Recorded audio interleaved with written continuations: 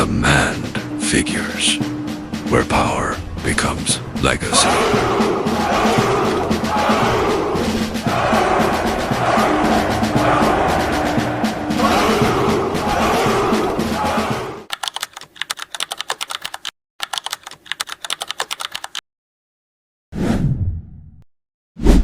Hello, we are back here with command figures. And today we are tackling a really heavy one. We really are. We're not just looking at a timeline today.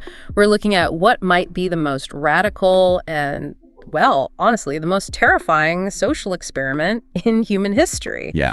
We're talking about the Khmer Rouge, the regime that turned Cambodia upside down from 1975 to 1979.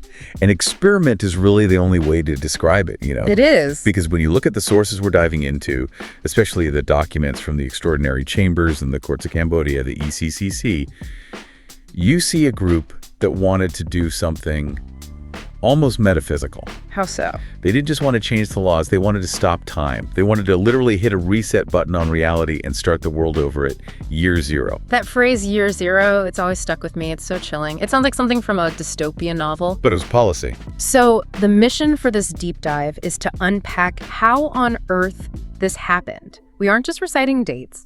I want to understand how a group of students in Paris, of all places, came up with a plan to erase history. Right, and what it was actually like to live under the eye of Ankar. Exactly. And then how the world struggled for decades to even define what these crimes were.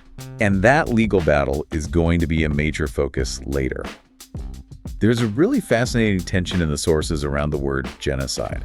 We throw that word around a lot, you know, to mean mass killing, but legally it's incredibly specific. And one of the big takeaways today will be understanding why the Khmer Rouge, despite killing nearly a quarter of their own people, almost didn't fit the definition. That's a tough pill to swallow, but okay, we'll get there. First, let's talk about the sheer irony of where this all began. Okay. Because when I read up on the leadership Pol Pot, Ieng Sary, Khieu Samphan, I expected men hardened by jungle warfare from birth. But that's not it at all, is it? Not even close. And this is key to getting inside their heads. The core leadership actually formed in Paris in the 1950s. They were scholarship students. Just students? Yeah. Saloth Sar, who later became Pol Pot, was studying radio electronics. Khieu Samphan was getting his doctorate in economics. I mean, they were drinking coffee in the Latin Quarter, reading Marx and Rousseau, watching the French student movements. It's so wildly disconnected. You have these future dictators in the most liberal intellectual city in the world. And the sources say they formed a secret group, the Cercle Marxiste. They did. And they had a very specific critique of the French Revolution, didn't they? It wasn't just, we like Robespierre. It was more extreme. It was Robespierre was too soft. That is the terrifying insight. They looked at Robespierre and the Reign of Terror and concluded that it failed because it compromised. They believed he didn't go far enough, that he stopped the purging too soon. So they're looking at history's most radical moments and saying, not enough. Exactly. They looked at Stalin, they looked at Mao, and their takeaway was, if you want to remake society, you cannot leave a single root of the old system in the ground. You have to pull it all up. So the blueprint for the killing fields wasn't drawn up in a rice paddy. It was drawn up in a Parisian cafe. You were total purists. Yeah. I mean, Khieu Samphan's doctoral thesis is available to read. In it, he argues that for Cambodia to be strong, it has to completely detach from the global economy. No trade, no foreign aid. Total self-reliance. He was writing the script for the economic destruction of his own country years before he ever had the power to do it. Okay, so they have the theory, but they needed the chaos to put it into practice. And the 1960s and 70s provided plenty of that. The perfect storm. You had the Vietnam War spilling over the borders, the secret U.S. bombings, and then the 1970 coup where General Lon Nol took over. The country was completely destabilized. And here's the critical piece of the puzzle. Prince Sihanouk, the king who Lon Nol had kicked out, actually allied himself with the Khmer Rouge. He went on the radio and told the peasantry to join the resistance. That must have been the turning point. For the average Cambodian villager, the king is a godlike figure. He is. So if he says, join these guys, you do it. You don't know they're hardline communists, you just know they're fighting for the king. It gave them the numbers they needed. They exploded from a small guerrilla group into a massive army. And after a brutal 5-year civil war on April 17, 1975, the Lon Nol regime collapsed. The Khmer Rouge marched into Phnom Penh. April 17th, 1975. the beginning of year zero. I want to slow down here because the sources describe this day in such visceral detail. People in the city were actually cheering at first, right? They were. There were white flags out, people celebrating in the streets. They thought the war was finally over. Peace had arrived. But the Khmer Rouge soldiers who walked in, these were teenage soldiers, grim-faced, dressed in black. They didn't smile back. Within hours, the order was given. The 8-point policy, and that first point was just unimaginable. Evacuate the city. Immediately. Immediately. Yeah. And totally. We're not talking about a week-long process. Soldiers went door to door saying, the Americans are going to bomb the city. You need to leave for 3 days. Don't pack. Just go. A complete lie, obviously. A total lie. But it worked. They emptied the hospitals. There are accounts of patients still on IV drips being pushed down the road in their beds. Women who had just given birth were forced to walk. 2 million people. The entire population of the capital just pushed out into the countryside in the scorching heat.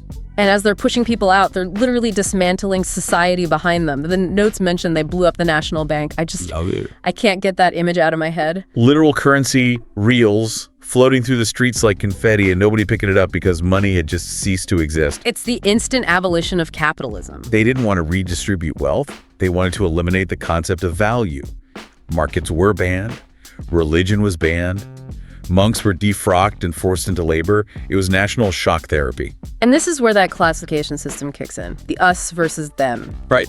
Old people and new people. Tell us about that. This was the new social hierarchy. Old people were the peasants who had lived in Khmer Rouge territory before 1975. They were seen as pure. Uncorrupted. Exactly. Yeah. The new people were everyone from the cities. Didn't matter if you were a teacher, a mechanic, a student. You were an April 17th person. You were considered infected by capitalism and foreign influence. And being a new person was basically a slow-motion death sentence. You were the lowest of the low. You got the hardest labor, the smallest rations. There was a slogan the cadres used: to keep you is no benefit, to destroy you is no loss. Just complete dehumanization. And it wasn't just physical, it was psychological. We have to talk about Angkar. The organization. Yes. The people didn't know they were ruled by a man named Pol Pot. They were ruled by Angkar. And that anonymity must have been terrifying. It was the source of the terror. Angkar was everywhere and nowhere. They said it had the eyes of a pineapple. It saw in every direction. The regime implemented thought reform to literally rewire the human brain, to remove individualism. I read they actually tried to ban the word I. They did. Using I or mine was bourgeois selfishness. You were supposed to say we or just refer to your revolutionary function. They had these nightly meetings, criticism and self-criticism. What happened there? You had to sit and confess your impure thoughts. Maybe you missed your family. Maybe you complained about the lack of food. And if you didn't confess, someone else would accuse you. Exactly. It broke all bonds of trust. And that extended to the family unit itself. The regime saw family as a competitor for loyalty. They didn't want you to love your child. They wanted you to love Angkar. They separated children from parents, turning them into spies against their own families. And this leads to something even darker, the forced marriages. This wasn't just arranged marriage, was it? No, this was industrial. The state decided who married whom. They'd hold these mass ceremonies, sometimes with hundreds of couples at once. You might not even know the person you were being married to. And the goal wasn't family. The goal was to produce revolutionary children to serve the state. It was later recognized as a form of sexual violence because there was zero consent. And the reason for all of this, the new workers, the new children, it brings us back to that economic thesis from Paris, the super great leap forward. Yes, they looked at Mao's great leap forward in China, which killed tens of millions, and thought, we can do it better. We can do it faster. It goes back to that intellectual arrogance. Completely. They believed they could use math to conquer nature. They set these impossible rice production quotas, 3 tons of rice per hectare. What was the normal yield, for context? About 1 ton.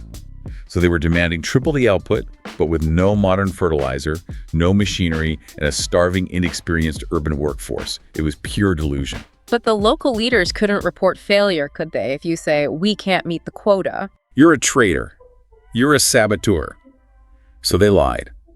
The local cadres just reported that they had met the 3-ton quota. And Angkar believed them. Angkar, believing the lie, sent trucks to collect the surplus rice to export to China for weapons. But there was no surplus.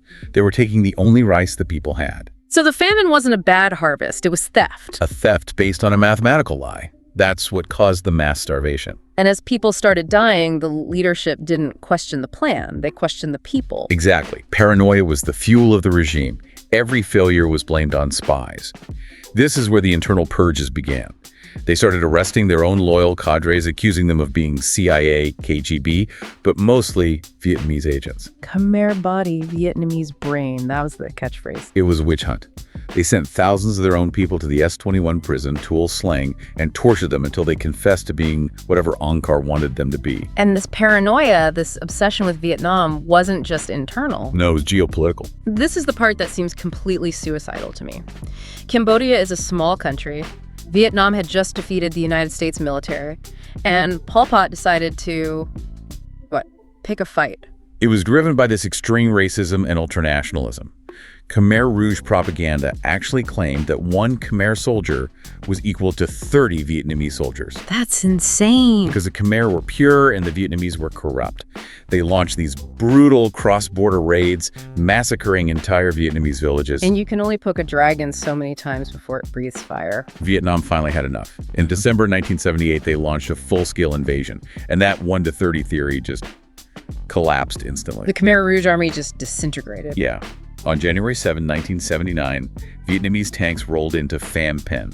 The leadership fled to the jungles and the regime effectively fell. But that's not the end of the story. It took decades to bring anyone to justice. The ECCC tribunal wasn't established until much, much later. And this brings us back to that legal aha moment you mentioned about genocide. Right. This is one of the most complex parts of the legacy. The whole world calls it the Cambodian genocide.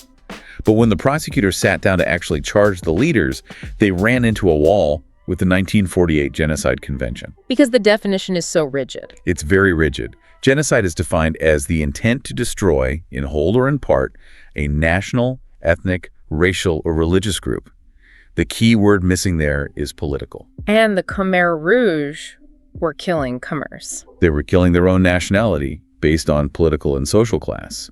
The new people, the intellectuals, the traders. So legally speaking, murdering 2 million of your own people because you think they're capitalists isn't genocide? That sounds absolutely insane. It feels like a loophole, doesn't it? Legally, those crimes are classified as crimes against humanity. Now, it carries the same weight in sentencing life in prison, but it doesn't have that specific label. But you said the court did find that genocide happened. It did, against the minorities, specifically the Cham Muslims and the ethnic Vietnamese. The Khmer Rouge explicitly targeted the Cham. They forced them to eat pork, burned their Qurans, and executed their leaders with the specific intent of wiping out their group as a group. That fits the legal definition perfectly. So in the end, Nguyen Chi brother number 2 and Khieu Samphan were convicted of both. Yes, they were found guilty of crimes against humanity for what they did to the general population, and of genocide for their actions against the Cham and Vietnamese. They were both sentenced to life in prison. A delayed justice, but it was crucial to set the record straight. It's such a heavy story. We've gone from the cafes of Paris to the killing fields to the complexity of international law. It really challenges what an ideology can do when taken to its absolute logical and inhuman extreme. It really does. And if I could leave you with one last thing to think about, it's this idea of modernity. Okay. We tend to look at the Khmer Rouge black pajamas, ox carts, hating machines, and think they were primitives trying to go back to the Stone Age. Right, people call it Stone Age communism. But if you look deeper, their ambition was terrifyingly modern. They believed that society was a machine that could be engineered. They thought if you just applied the right formula, the right math, the right amount of force, you could create a new man. So it wasn't a rejection of modern thought? It was an excess of it. It was the belief that you could master history and nature through sheer ideological will. That is a provocative thought. The ultimate hubris of believing you can redesign humanity on a spreadsheet. Precisely. It forces us to ask, what happens when an ideology completely overrides the messy, complex reality of human beings? The Khmer Rouge tried to solve the human equation by subtracting the people they didn't like, and the result was catastrophe. A dark but necessary lesson. We're going to leave it there for today. Thank you for listening. Do not forget to click like and subscribe and write your opinion in the comment section.